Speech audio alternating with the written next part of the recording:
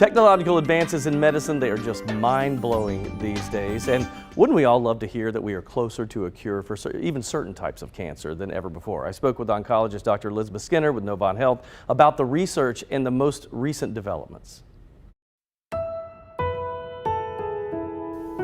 So, Dr. Skinner, you talk about innovations in cancer touches everybody, right? We all know someone or related to someone that has been touched by cancer. And with the research, I think it's been so many decades, people get a little discouraged, but there's a lot of good things going on right now. What are you hearing? There's a lot, and if you look at all of the cancer types, a lot of good things are happening.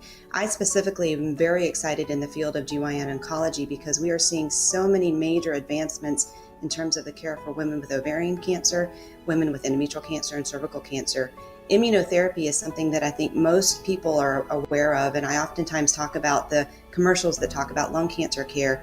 Keytruda and other immunotherapy drugs have had a major impact in terms of outcomes for cancers across the different spectrums.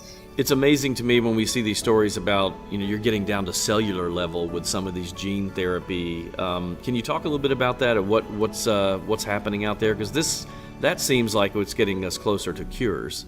As we are learning, and as scientists are actually learning more about the molecular level of cancer, we are able to really be more specific in terms of attacking and addressing the problems. This can look at gene therapy that can alter the cells. This also looks at looking at antibody therapy that can directly affect cancer cells. And again, going back to the immunotherapy, this is really exciting because it's actually teaching our bodies to recognize the cancer and letting our bodies fight off the cancer as opposed to other medications which we have historically used with chemotherapy. I know this may be a huge question and unanswerable, but do you think that we will see a cure at some point? Are we getting that close? I think that we have to be careful when we talk about the cure for cancer, and that's because cancer comes in so many different forms. But I think that if we look at each individual subtype of cancer, we're getting closer for different ones. And I think that one day there will be certain cancers that we don't see anymore. Wow, everybody wants to hear that. Thank you so much, Dr. Skinner, for your time today. Good stuff.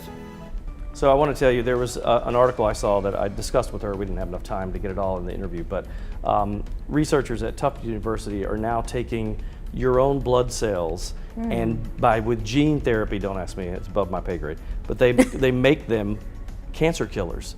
So the blood cells on a cellular level will go to cancer and stop it from reproducing. And so it stops the cancer. And there was a guy who had leukemia, which normally, I think he said he had 6 months to live when they started this, and now he's cancer-free. Wow. So they think that they're like right there for at least that type of leukemia. Now there are lots of subsets of cancer. But I'm just amazed by me science too. and how far we've come, because there's still so much we don't know about cancer, but what we've been able to learn within the last few years is just amazing to me. And I can't imagine being those people who the light bulb goes off and I I know. go, ooh, I think this will work to do this. Yeah. Can't even imagine. No. I know. And she said a lot of what they're doing, immunotherapy, and then that gene therapy I just mentioned, a lot of what they're doing is taking your own cells and retraining them, however that happens, to stop cancer. Did she talk about the need for people to participate in trials and different things like that so they can do No, some of this but research? That's there. I mean, I would think if I had something, especially like that gentleman that said he had 6 months to live, I'd be the first in line to try whatever it is. But